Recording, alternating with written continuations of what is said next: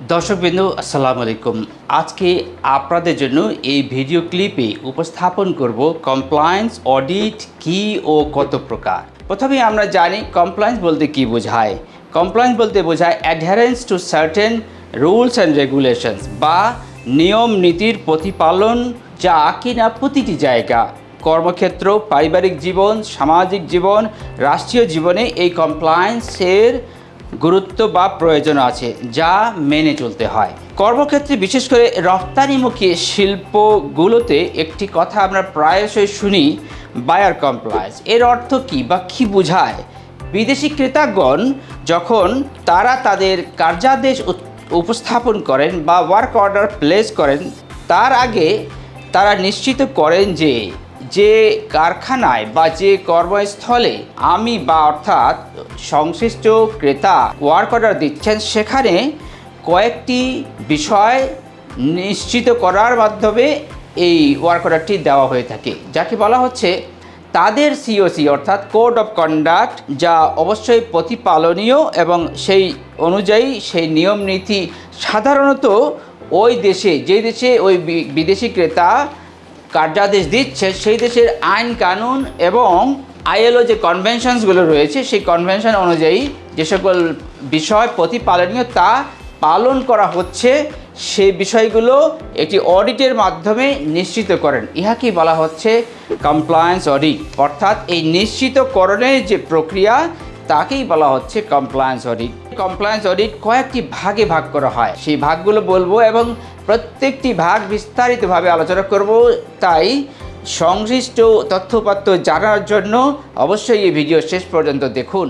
প্রথম যেটি হচ্ছে সেটি হচ্ছে সোশ্যাল কমপ্লায়েন্স, দ্বিতীয়টি হচ্ছে টেকনিক্যাল কমপ্লায়েন্স বা টেকনিক্যাল অডিট বা এফসিসিএ অডিট, অর্থাৎ ফ্যাক্টরি ক্যাপাসিটি এবং ক্যাপাবিলিটি অডিট নামেও পরিচিত, যাকে কিনা কিউএমএস অডিট বা কোয়ালিটি ম্যানেজমেন্ট সিস্টেম অডিট হিসাবেও পরিচিত সকলের কাছে। এর সাথে সাথে রয়েছে তৃতীয় যে নাম্বারটি, সেটি হচ্ছে সিকিউরিটি অডিট বা সিটিপ্যাট অডিট, অর্থাৎ custom trade partnership against terrorism. এছাড়াও আরেকটি নামে অভিহিত করা হয়, সেটা হচ্ছে জিএসবি, গ্লোবাল সিকিউরিটি ভেরিফিকেশন। এই অডিটটি সম্পাদিত করতেই হয়।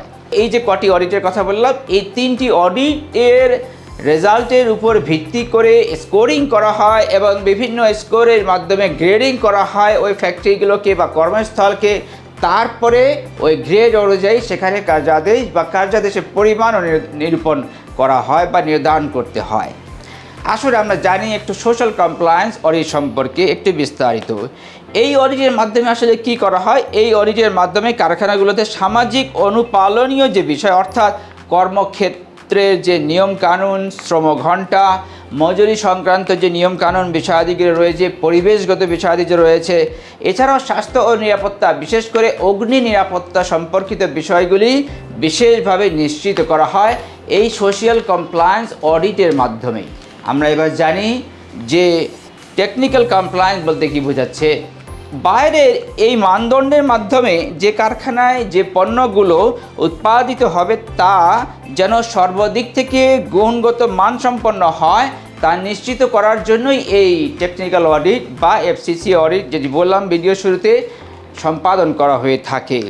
উৎপাদন শুরু করার পূর্বেই উৎপাদনের সকল উপাদান নির্দিষ্ট মানের এবং সংশ্লিষ্ট গুণগত মান সঠিকভাবে পরিমাপ করা হয়েছে কিনা তা এই অডিটের মাধ্যমে নির্ধারিত হয়ে থাকে।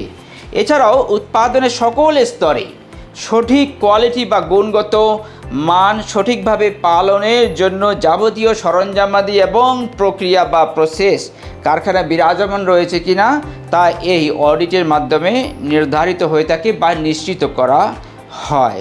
ধরুন একটি কারখানায় একটি নির্দিষ্ট স্টাইলের একটি শার্ট উৎপাদন করা হবে এবং এই শার্ট উৎপাদন করার যে পরিমাণ বা কোয়ান্টিটি, সেটি হচ্ছে 50,000 পিস। তাহলে লক্ষ্য করুন, এই 50,000 পিস শার্ট উৎপাদন করার জন্য বেশ কিছু উপাদান প্রয়োজন, যেমন ফ্যাব্রিক বা কাপড়, থ্রেড বা সুতা প্রয়োজন, বাটন বা বুতাম প্রয়োজন, কলারের জন্য বক্রম বা যে এক্সট্রা ফ্যাব্রিক সেটি প্রয়োজন হবে, ইন্টারলাইনিং প্রয়োজন হবে ইত্যাদি উপাদানগুলো, প্রতিটি উপাদান যথাযথ কেপিআই মেনটেন করে আনা হয়েছে কিনা এবং ওই শার্ট আলটিমেট যে প্রোডাক্টটি রয়েছে সেটি উৎপাদনের জন্য সকল উপাদানগুলো যথাযথ মানসম্পন্ন আছে কিনা, এর সাথে সাথে এই যে প্রক্রিয়াগুলো সংযোজন, বিভিন্ন সংযোজনের মাধ্যমে বিভিন্ন উপাদানগুলো সংযোজনের মাধ্যমে যে একটি শার্ট উৎপাদিত হবে এবং এই 50,000 শার্ট উৎপাদনের পরে শিপমেন্ট করা হবে,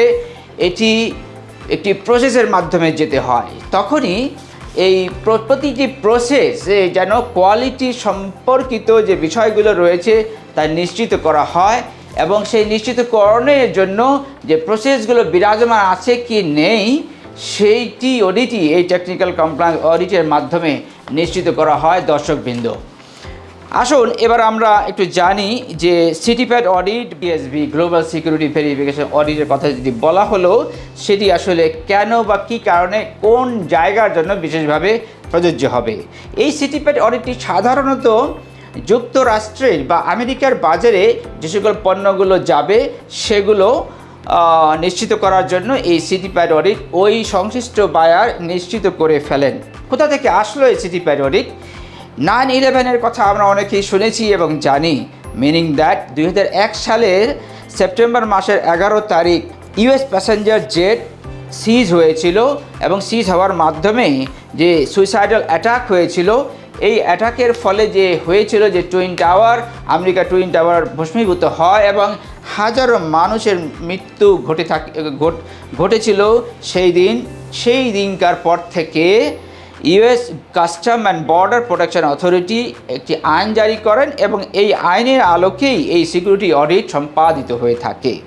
প্রতিটি কারখানায় যেখানে ওই ইউএস ব্র্যান্ডের কোনো পণ্য উৎপাদিত হবে সেই কারখানায় সকল ধরনের নিরাপত্তা, কারখানা উৎপাদনের স্থল, উৎপাদনের কাজে যারা জড়িত যে সকল শ্রমিক তাদের নিরাপত্তা সহ যে সকল পণ্য ওই আমেরিকার বাজারে প্রবেশ করবে সেখানে যেন কোনো প্রকারের থ্রেট বা নিরাপত্তাজনিত কোনো হুমকি নেই তা নিশ্চিত করার সকল প্রসেস, সকল ধাপে যে সকল সিকিউরিটি সিস্টেমটি বিরাজমান রয়েছে কিনা তা নিশ্চিত করা হয় এই সিটিপ্যাড অডিটের মাধ্যমে।